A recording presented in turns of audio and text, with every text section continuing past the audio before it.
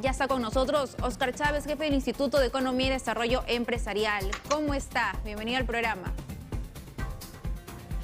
Muy buenos días, Carla. Gracias por la invitación. No, gracias a usted. Bueno, veíamos ahí en imágenes lo que había ocurrido en una granja, ¿no? Dedicada a la crianza de pollos, que ha sido arrasada por el huaico. Entonces, ¿cuántos negocios, no solamente hablo de pymes, MIPES, emprendedores que se ven afectados, sino también la gran empresa, que debido a este evento climatológico, a los huaicos, a las lluvias, pues estos negocios terminan de alguna forma paralizados? En ese sentido, ¿cuánto perdemos? ¿Cuánto pierde el Perú a raíz de estos sucesos? Bueno, si excluyo Lima en el cálculo, si se excluye a Lima y vamos a las regiones y nos referimos solamente a la actividad formal, ¿no?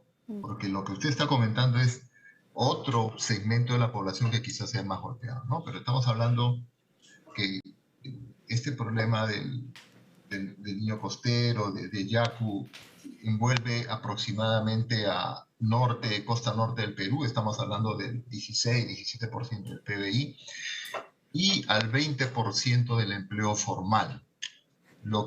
Eso es el impacto directo. ¿A quién afecta, no? Si hablamos de Lima, estamos hablando del 40% del PBI que habría que sumarle a este 16%. Con lo que, si incluimos Lima, estaríamos hablando de más del 50% del PBI que está siendo afectado por este problema climatológico. Ahora bien, hablamos de un empleo formal, el 20% del empleo formal, excluyendo Lima, pero lo que ha mencionado, lo que ustedes están mencionando a través de Canal 7, que es toda la economía informal, ¿no? Todo el empleo informal, actividades informales, actividades del día a día, que nuevamente son golpeadas. Antes fue por la pandemia, luego por los conflictos sociales y ahora viene este problema Sí. climatológico, ¿no? A propósito de lo que mencioné, esto es bien interesante, ¿no? Porque claro, se busca que las personas pasen a la formalidad y eso es un tema aparte, ¿no? De a veces lo costoso y engorroso que es pasar a esta vía. Pero claro, mencionamos lo que sucedió con la pandemia, que muchas personas perdieron su empleo y tuvieron que recursearse y vivir del día a día para poder subsistir. Luego tenemos esta convulsión social, ¿no? El cierre de carreteras, que a veces se cometían actos vandálicos contra negocios, y ahora tenemos estos hechos. Entonces, a raíz de esto, ¿se va a incrementar y en cuánto sería la proyección del incremento de la informalidad de nuestro país?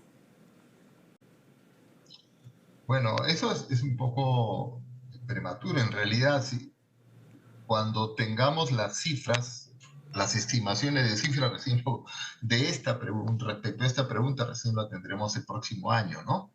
Es un poco prematuro hablar de cuánto subiría la informalidad, pero desde ya esa informalidad estaba en una tasa bastante alta, cerca del 80%. Pero se podría incrementar digamos, en los primeros meses del año, pero después cuando viene la etapa de reconstrucción, se reponen estos negocios informales y la informalidad puede alcanzar un pico de más del 80% en este primeros meses del año, pero después retrocedería, ¿no? Usted habló de un tema importante, la reconstrucción, y muchas veces se destinan obras para reparar lo que se ha perdido debido a estos fenómenos climatológicos, ¿no? Y por ello usted recordará que en el 2017 nace la Autoridad para la Reconstrucción con Cambios, pero la crítica es que se ha hecho evidentemente reconstrucción, pero no cambios. Entonces, muchas de estas obras se ven afectadas y nuevamente hay que inyectarles un presupuesto. Entonces, eso también afecta a las arcas, ¿no? Sí, sí, sí, totalmente cierto, ¿no? O sea, en el presupuesto público cada año se incluye una partida que se llama la reserva de contingencia. Esta reserva de contingencia que el año pasado fue noticia porque el Congreso quería que se especifique a dónde se destinarían esos recursos, erróneamente lo hizo el Congreso.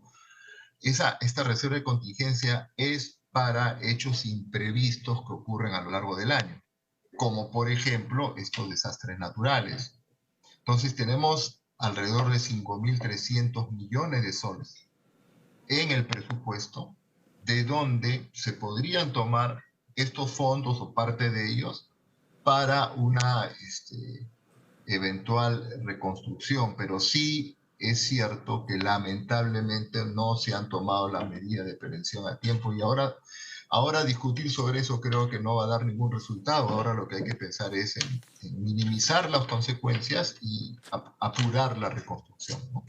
Y algunas medidas que se han anunciado es este bono de 500 soles para los damnificados, para las personas que han perdido su vivienda y este dinero les va a servir para alquilar. Pero acá nuevamente juega un papel clave las autoridades locales, los alcaldes, porque ellos son los encargados de empadronar. Y ya hemos visto lo que ha sucedido con las canastas. Usted recordará esta controversia y estas denuncias por temas de corrupción, ¿no? Donde lamentablemente no llegó a la población que más lo necesitaba. Esto en la época de la COVID-19. Entonces, ¿cómo fiscalizar acá también? ¿Cuál sería el rol de la Contraloría? ¿Qué mecanismos deberían activarse para que este dinero llegue a quienes lo necesitan? Yo quiero comentar dos cosas, ¿no? Antes de hablar de este tema del mal uso de fondos, las transferencias siempre son temporales, siempre son transitorias, las transferencias monetarias, me refiero, no resuelven problemas. Aquí el camino es inversión privada y pública para la generación de empleo formal. Ese es el camino que hay que seguir. Si queremos reconstruir el norte o el sur o Puno, es más inversión privada e inversión pública. Ese es el camino.